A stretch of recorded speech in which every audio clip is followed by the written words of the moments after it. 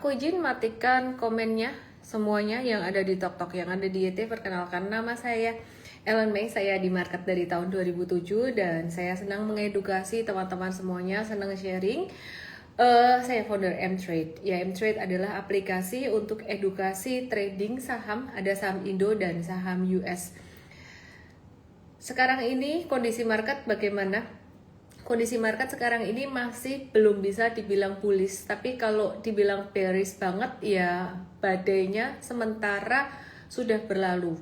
Tapi bukan berarti tidak akan ada badai berikutnya, mungkin akan ada badai-badai kecil berikutnya. Nah, sekarang tuh market lagi nungguin apa sih? Transaksi per hari ini tuh sepi, di pasar reguler 13,9 triliun aja.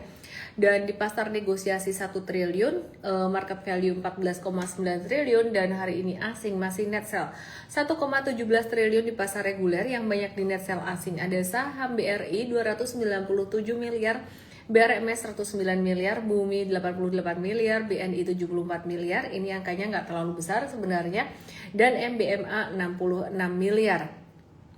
Nah, jadi sebenarnya saat ini tuh apa yang ditunggu oleh teman-teman investor gede supaya sampai mereka belum mau masuk. Nanti saya akan bahas selengkapnya. Saya mau bahas tentang IHSG dulu yang sering jadi pertanyaan kalian. Ya, jadi yang sering jadi pertanyaan kalian ya IHSG ya di level 7022 per hari ini, dan masih tren turun, ini baru sideways sejenak ya. Jadi kalau teman-teman tanya resiko di market masih ada meskipun badainya sudah agak berlalu gitu. Nah, yang bikin turun hari ini dari saham-saham Konglo, Bayan Resources itu turun 3,35%, dan saham ini memang lagi downtrend banget, jadi avoid meskipun sektor batubara. Cuman batubara kan harusnya diuntungkan ya, tapi secara likuiditas Bayan Resources ini likuiditinya kecil gitu. Dan terkait dengan sentimen MSCI ini juga termasuk salah satu saham yang perlu agak diwaspadai gitu ya, karena trennya juga bisa semakin turun untuk harga sahamnya sementara ini gitu. Nah, terus kemudian untuk BRMS sendiri bagaimana? BRMS sendiri ini juga turun hari ini 4,58%. Sebenarnya BRMS ini menarik, perusahaan yang menarik, yang oke menurut aku. Dan kemarin waktu harga emas naik dia juga sempat naik, terus kemudian harga emas masih naik, dia turun duluan karena sentimen MSCI dia di standar di ini standar capnya MSCI, dan berpotensi bisa turun kasta ya kalau ini turun terus kayak gini ya. Jadi kita masih wait and see dulu. Ini masih terkait dengan sentimen MSCI, masih banyak wait and see di sini. Terus kemudian ENRG, Energi Mega Persada, hari ini juga turun 6,44%. Kebetulan kita belum entry lagi karena saham-saham Konglo kita agak hati-hati, meskipun sektor ini sektor yang lumayan diuntungin ya. Jadi sektor yang anginnya lumayan berhembus ke sini gitu. Terus teman-teman hari ini turun dengan volume transaksi kecil ya. Jadi turun dengan volume transaksi kecil. Nah, kalau kalian perhatikan pada tanggal 27 Maret itu sempat naik dengan volume transaksi lumayan gede. Jadi teman-teman di sini dia koreksinya bisa terbilang koreksi yang masih normal ya. Jadi bakalan bisa turun sampai sekitaran 1360-an ya. Jadi masih bisa turun normal, dan bahkan koreksinya justru malah kita tunggu. Jadi kalau kalian ada yang nanya nyari saham-saham yang mana yang bagus, potensial maksudnya, tapi masih bisa turun dikit, itu salah satunya ada saham energi atau Energi Mega Persada. Teman-teman yang ada di TokTok, yang ada di IT, langsung aja ke IG aku @ellenmay_official.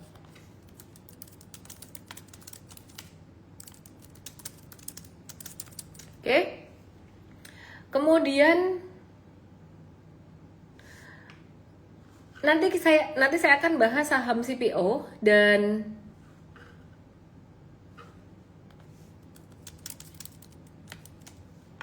bentar ya, saya akan bahas saham CPO dan update dari pemerintah gimana.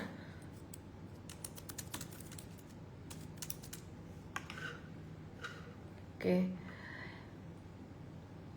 Update dari perang dulu ya, Trump versus Iran, gimana kabarnya? masih jadi sentimen utama, saat ini. Jadi Indonesia nggak jadi naikin BBM, padahal banyak negara lain itu udah pada naikin BBM-nya, naikin tinggi. Tapi di Australia itu malah menggratiskan fasilitas transportasi umum di Australia, gitu ya. Nah, jadi teman-teman semuanya, gimana kabarnya? Trump ini menggila lagi. Jadi Trump ngancam Iran lagi. Amerika bakal ngancurin pembangkit energi dan juga sumur minyak Iran kalau nggak ngebuka Selat Hormuz gitu. Nah, katanya kayak gitu. Nah, hal ini menunjukkan serangan tuh belum ada tanda-tanda mereda ya. Makanya harga minyak masih bisa berpotensi naik. Oke, terus Iran sendiri baru nyerang kapal tanker milik White Petroleum Corp di Dubai. Nah, Amerika udah ngirim ribuan tentara nih dan udah tiba atau sampai di Timur Tengah. Padahal sebelumnya Amerika udah ada wacana mau mengakhiri perang Iran. Sebenarnya bukan ngakhirin sih, tapi karena dia sendiri mungkin juga pusing juga gitu.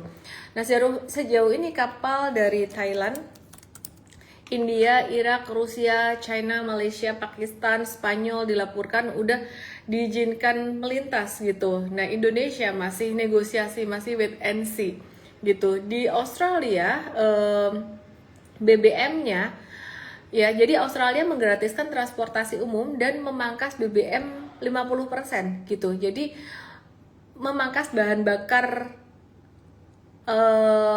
minyak di Australia tuh sampai 50%. Mulai 1 April sampai 30 Juni 2026.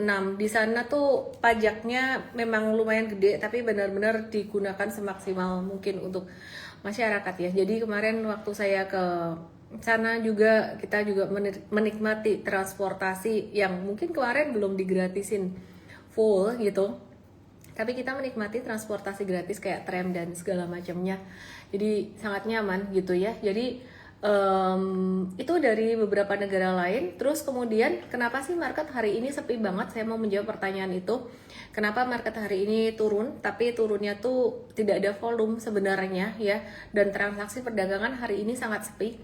Karena ada beberapa hal yang dinanti. Yang pertama, ini masih musim liburan, jadi masih musim liburan ya teman-teman. Meskipun teman-teman yang anaknya sekolah udah mulai masuk sekolah, tapi sebentar lagi libur Paskah gitu, libur Paskah. Nah, jadi masih musim liburan, marketnya juga masih agak sepi. Kemudian yang kedua, tanggal 7 April itu tanggal yang benar-benar dinanti-nanti banget. Tanggal 7 April itu FTSE bakalan merilis pengumuman Equity Country Classification Interim Review buat periode Maret 2026, dan ini jadi penentuan apakah Indonesia bakalan tetap masuk ke kategori emerging market atau bakalan di downgrade ke frontier market gitu. Dan pada tanggal 12 Mei 2026 MSCI itu bakal melakukan rebalancing, dan ini yang sangat ditunggu-tunggu. Jadi MSCI kan waktu itu mengeluarkan satu statement bahwa nggak ada saham Indonesia yang bisa naik kasta sementara ini sampai bulan Mei. Terus kemudian nggak ada saham Indonesia yang boleh masuk MSCI. Nah, maka dari itu investor gede yang tadinya mungkin aktif di beberapa saham Konglo yang dijagokan masuk MSCI atau naik kasta di MSCI sekarang lagi wait and see, dan ini yang membuat beberapa saham yang terkait dengan MSCI itu turun gitu. Contohnya BRMS itu tadi gitu ya, dan juga beberapa saham lainnya termasuk Bayan Resources juga. Oke.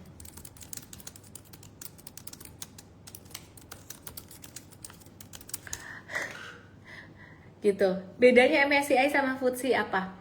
Bedanya sebenarnya lebih ke impact-nya sih, estimasi dana global impact-nya. Kalau MSCI itu impact-nya jauh lebih gede ya, jadi sekitar 16,5 triliun US dollar. Dan estimasi dana global berbasis FTSE itu 1,4 triliun.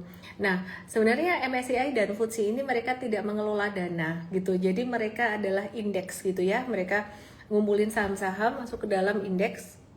Terus kemudian setelah itu banyak pengelola investasi, aku mau coba untuk simplify bahasanya buat teman-teman pemula ya. Jadi banyak manajer investasi, fund manager gitu ya, pengelola investasi itu mereka menggunakan indeksnya si MSCI dan FTSE ini sebagai patokan saham-saham yang di dalamnya apa saja, dan mereka gunakan itu untuk portfolionya. Nah, jadi MSCI itu kapan hari kan sempat ngoceh istilah kata beberapa saham yang masuk ke MSCI Indonesia dari saham Indonesia kok nggak investable. Nggak investable itu artinya apa?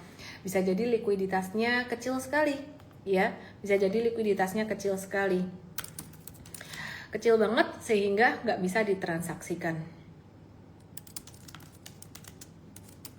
Oke, terus itu tanggal 7 April FTSE, 12 Mei MSCI, 22 Mei FTSE bakalan ngerilis semi-annual index review periode 2026.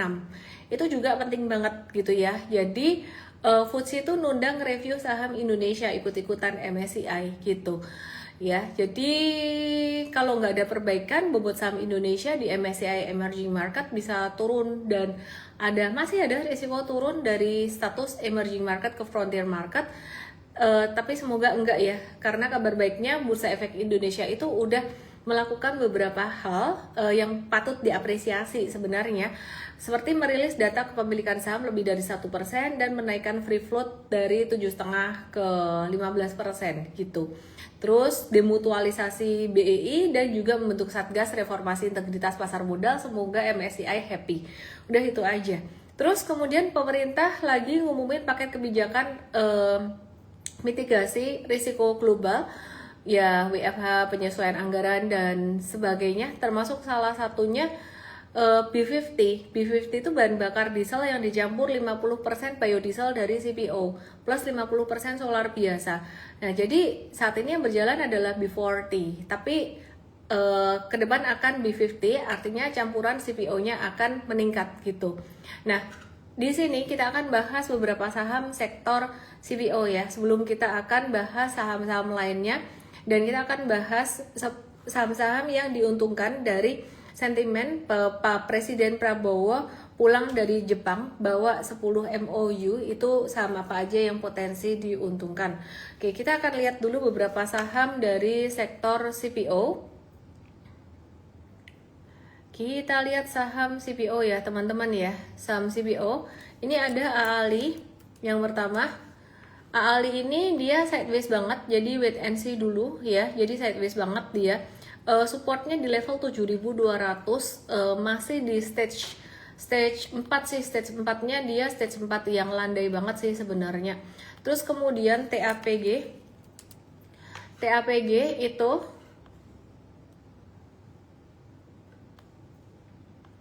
dia laba bersihnya naik 18,6 triliun ya. Jadi 18,6 triliun. Kalau AALI 29,6, dia TAPG itu laba bersihnya naik 18,6%, bukan 18,6 triliun secara tahunan. Nah, kalau AALI dia laba bersihnya naik 29,6%.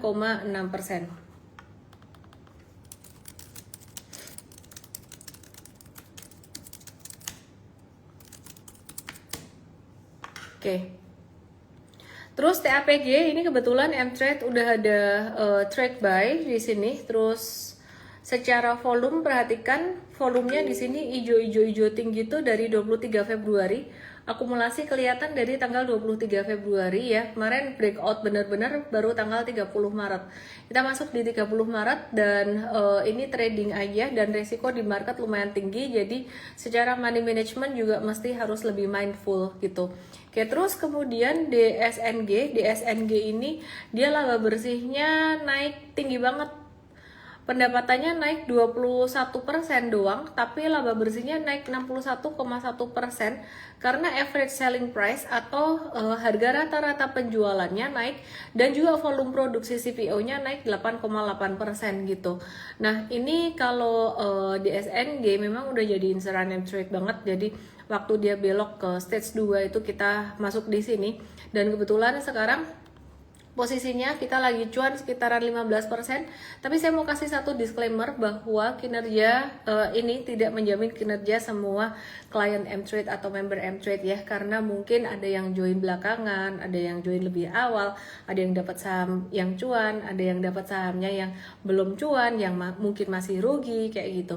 Tapi secara statistik kita hitung secara jangka panjang, makanya M-Trade itu 1 tahunan bukan bulanan gitu ya. Jadi secara jangka panjang, secara 1 tahun itu kinerjanya kita pakai average winning loss ratio positif dari tahun ke tahun gitu ya. Kalau enggak, kita enggak ada di industri ini lagi gitu. Jadi kita bersyukur masih bisa serve you better gitu ya. Meskipun ada banyak hal yang juga kita harus perbaiki dari layanan kami, termasuk kecepatan menjawab dan sebagainya ya. Nah, jadi perhatikan teman-teman di sini. Ini di SNG ada potensi retracement sekitaran level 1570-an, dari di sini sekitar level 1570-an ada area retracement di sini, potensi retrace ke situ. Jadi kalau mau masuk jangan kejar di atas ya. Terus kemudian kita mau lihat LSIP. LSIP ini dari sektor CPO juga dan pertumbuhan labanya 27,8%, dimana pertumbuhan pendapatannya 20,8%. Nah, LSIP ini udah naik duluan dan kita wait and see dulu ya buat LSIP-nya. Tunggu turun atau tunggu retracement dulu. Jadi banyak mata perhatiannya ke komoditas oil batubara saja, tapi sebenarnya di sini CPO juga menarik gitu. Jadi untuk LSIP sendiri dia tuh harga jual rata-rata atau average selling price naik 14,2%, punya kas yang besar 3,98 triliun yang menghasilkan bunga sekitar 14,8%, 212,8 miliar yang menyumbang sekitar 12-13% laba gitu ya. Nah, jadi LSIP sendiri teman-teman di sini perhatikan, teman-teman kalau mau masuk di LSIP ini misalkan ada retracement di 13.20 itu justru angka yang sangat bagus sekali ya. Jadi jangan terburu-buru gitu. Nah, untuk BWPT ini yang sama sekali belum jalan, BWPT, sorry, bukan BRPT, makanya saya bingung lihat chartnya ya. Tapi BWPT ini ya belum jalan dibandingkan dengan teman-teman yang lainnya, ini justru trennya masih turun. Dan secara liquidity memang belum terlalu kelihatan menonjol gitu ya. Meskipun secara laba bersih perusahaan dia naik 39,3%. Jadi sebenarnya laba bersih dari sektor CPO sawit ini lagi pada bagus semua, meskipun industri ini sebenarnya belakangan ini menimbulkan satu pro dan kontra sejak kejadian banjir di Sumatera gitu ya. Jadi karena banyak deforestasi, kira-kira seperti itu.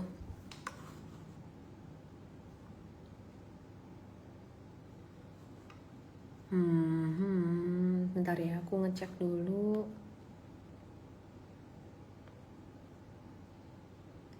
Checking.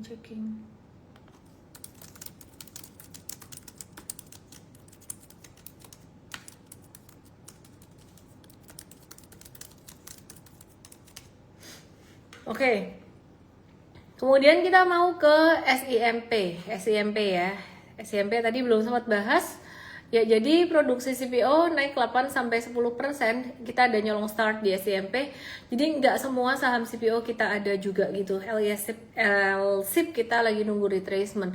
Sementara nge-hold dulu teman-teman. Jadi kalau kalian lagi mau masuk, tunggu retracementnya ya. Oke, kita coba ke sektor yang lain yuk. Kita ke MBMA ya, ke MBMA hari ini tadi ada pantulan ya, kemarin pasti support, jadi kita ada ngetes saja dulu, test buy. Pendapatan MBMA turun sih 22%,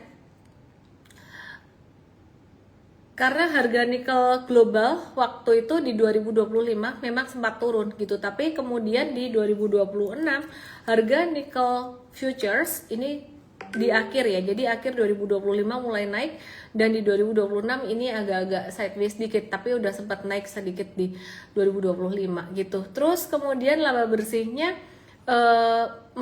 meskipun pendapatannya turun 22%, tapi laba bersihnya si MBMA tadi itu naik 29,8%.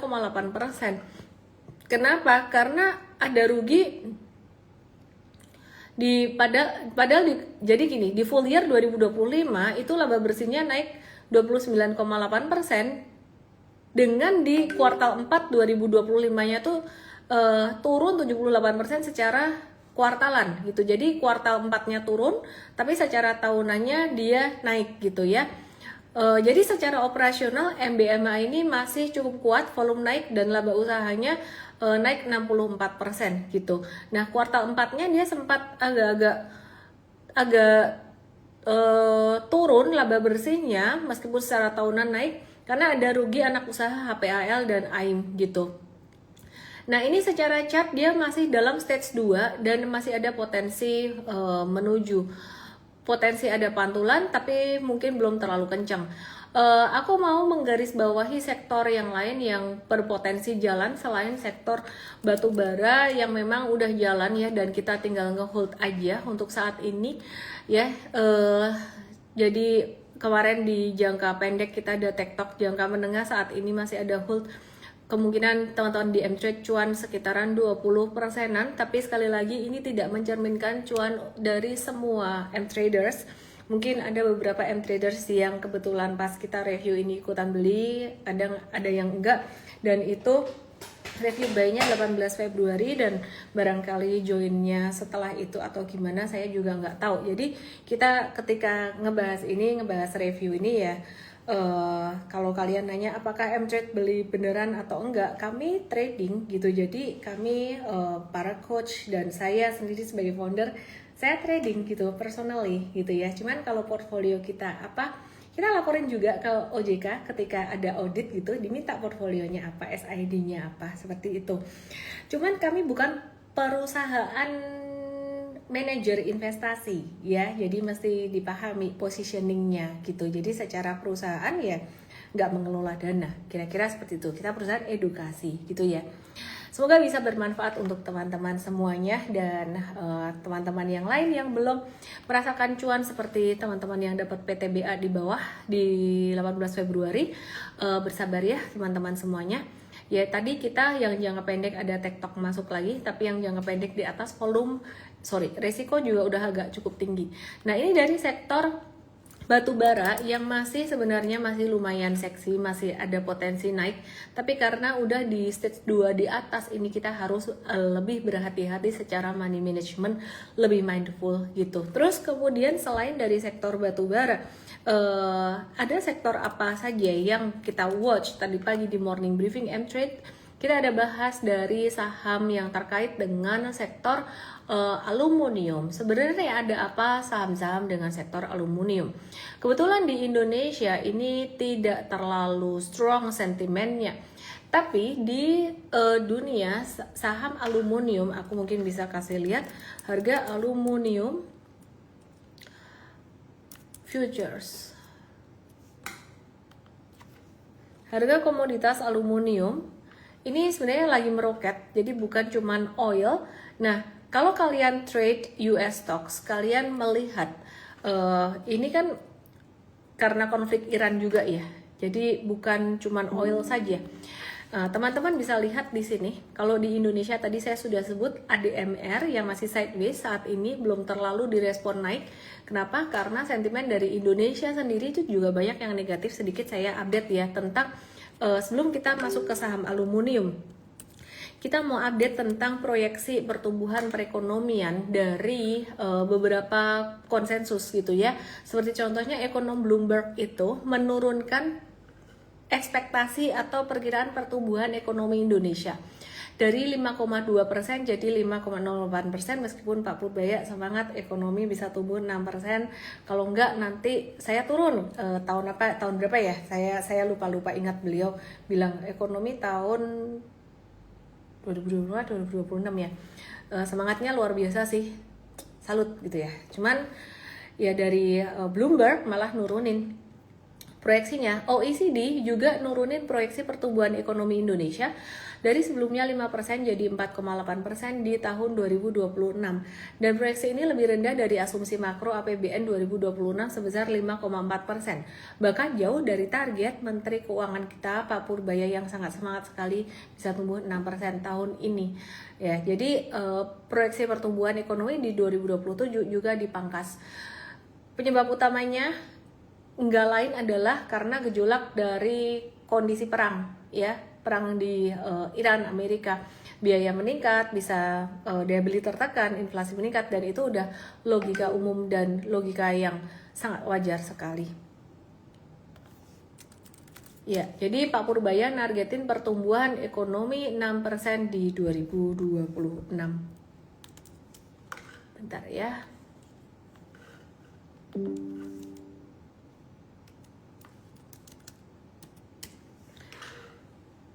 Jadi kesimpulannya apa teman-teman? Apa hubungannya dengan aluminium tadi? Sama-sama sektor aluminium bagus, ADMR kita belum jalan, masih sideways. Kenapa begitu? Sama-sama sektor oil bagus, tapi Elsa belum jalan, energi belum jalan. Banyak sentimen negatif di Indonesia, seperti contohnya pengawasan dari MSCI. Kemudian apa lagi? Selain pengawasan dari MSCI, ada lagi dari berbagai pihak yang berbagai pengamat, ya, ini contohnya dari Bloomberg dan dari OECD yang menurunkan proyeksi pertumbuhan ekonomi Indonesia gitu ya, dan downgrade outlook dari Moody's dan juga Fitch. S&P juga berpotensi. OECD itu Organization for Economic Cooperation and Development. Nah, jadi kesimpulannya meskipun sektornya sama-sama potensial, kadang-kadang saham US stocks bisa bergerak duluan. Maka dari itu teman-teman, saya mau ngebahas US stocks, kalian jangan leave. Kenapa? Karena ini bisa jadi sarana diversifikasi yang bagus banget. Dan aku bukan ajak kalian untuk keluarin duit dari Indonesia tercinta kita, kagak gitu. Jadi teman-teman bisa belajar US stocks dan open account US stocks tuh tetap di Indonesia. Udah banyak brokernya di Indonesia dan kita ada kerjasama dengan mereka, memberikan pastinya memberikan kendaraan untuk teman-teman bisa mulai belajar gitu kan ya.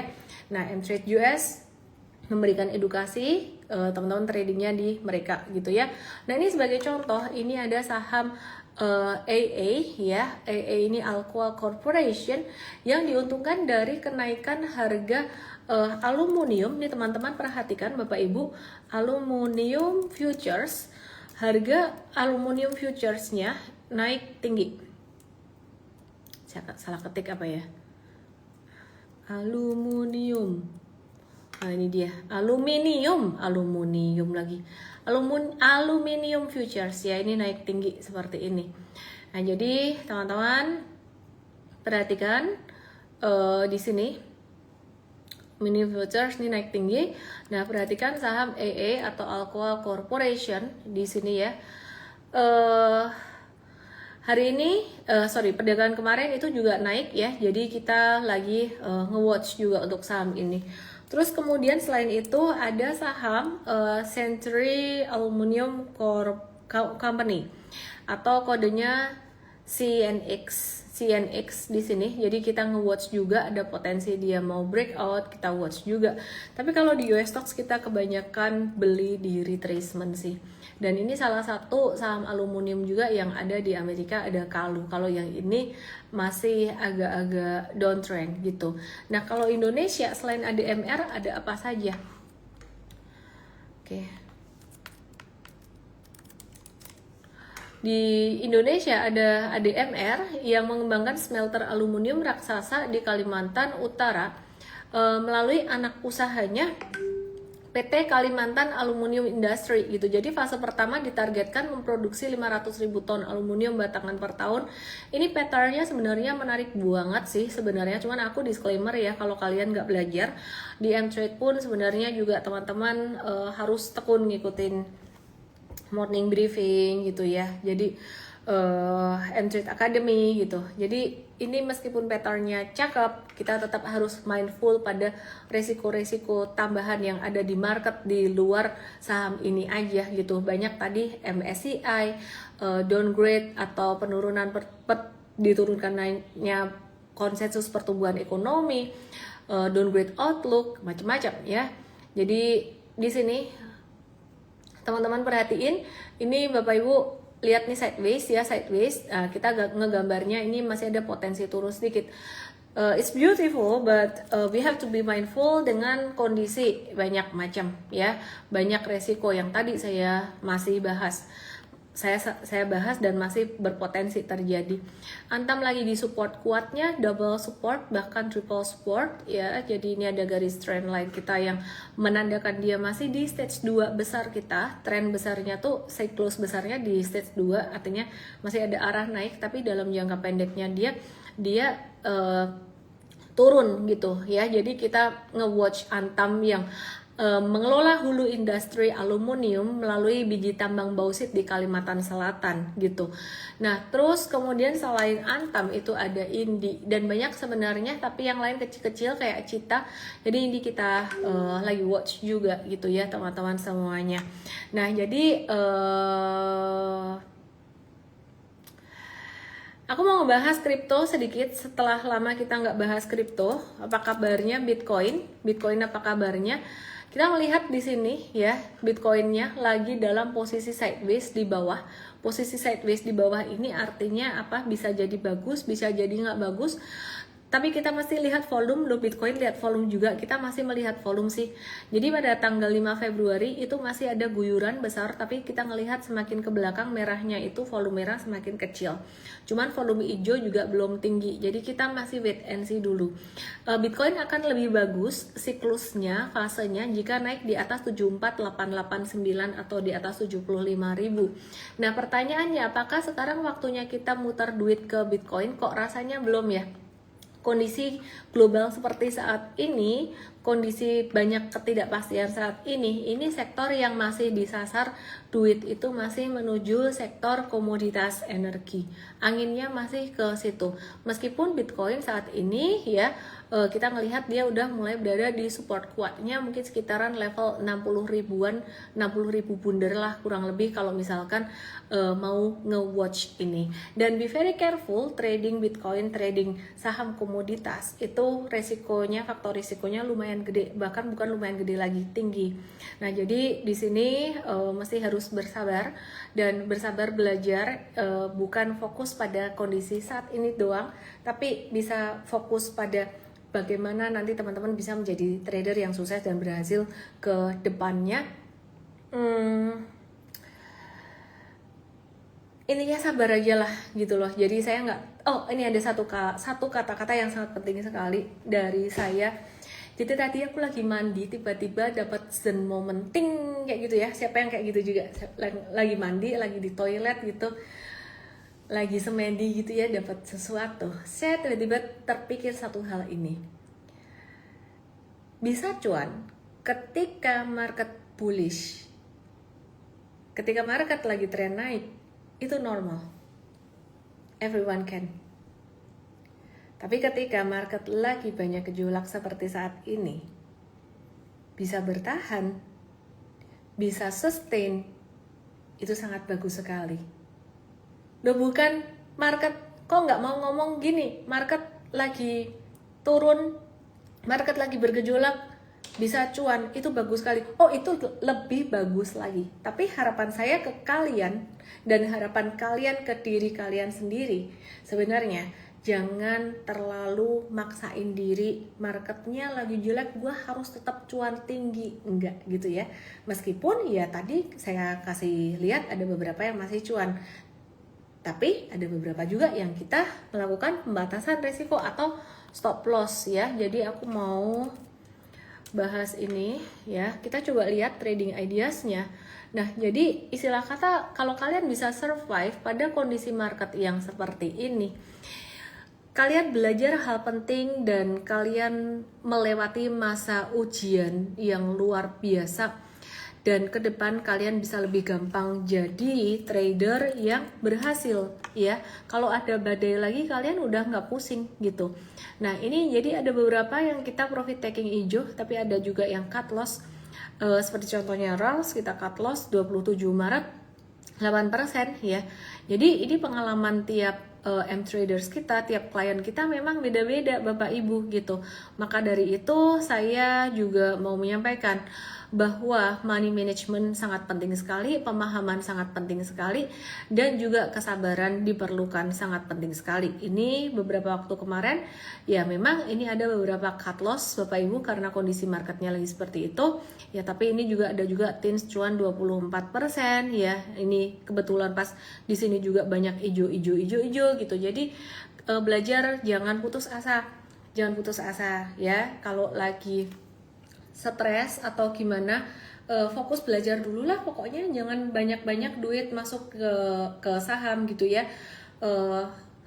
Yang berhasil dalam trading dan investasi termasuk teman-teman saya yang berhasil, teman saya trader, umur tradingnya udah 25 tahun dan semakin lama trading semakin berhasil, semakin humble karena market yang membuat humble gitu loh.